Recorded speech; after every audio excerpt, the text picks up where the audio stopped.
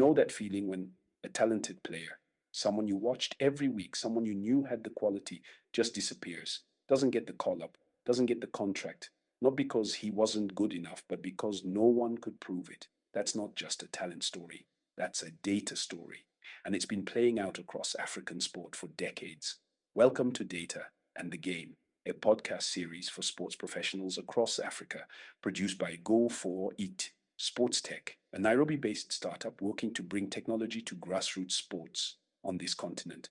I'm Andre Michele Sungu, once a journalist, now an entrepreneur in sports tech and an author. And whether you're a coach, a federation administrator, a club manager, or someone building the next great African sports brand, this show is for you. Over the next episodes, we're going to break down one of the most important shifts happening in global sport right now, the move from instinct-based decisions to evidence-based ones, from gut feel to data. Now, before you switch off thinking this is for tech people or statisticians, stay with me, because this isn't about software. This isn't about spreadsheets. It's about asking better questions and getting answers that help you win on the pitch, in the boardroom, and in the market.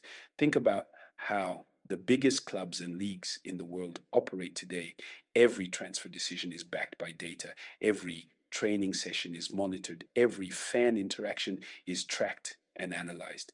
Manchester City knows which fans are likely to stop renewing their season tickets before those fans have even made the decision. Now think about your federation, your club, your academy. How are decisions being made there? Who plays? Who gets scouted? How you sell sponsorships? How you engage your fan base? If the answer is mostly experience, mostly tradition, mostly what we've always done, then this podcast is for you, because the gap between data-rich organizations and data-poor ones is widening every year. And African sports organizations cannot afford to be on the wrong side of that gap.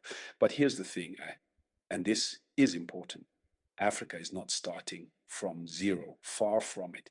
We have something the rest of the world is chasing: a young, mobile-first population, passionate fans, untapped talent, and a sports culture that is alive in ways that older markets can only dream of. Data doesn't replace what makes African sport great. It amplifies it. It gives you the tools to prove value to sponsors, to investors, to the world. In the coming episodes, we'll get into the practical stuff. What types of data actually matter, how to use it for recruitment, for fan engagement, for sponsorship, and how to tell the kind of story with data that gets people to say yes. But we start here with this. Data is not a luxury for African sport. It's the next competitive advantage.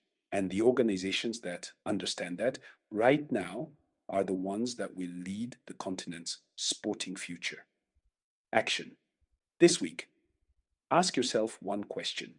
What is the most important decision your organization makes?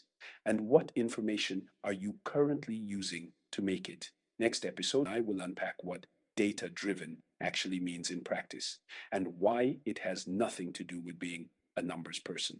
I'll see you there.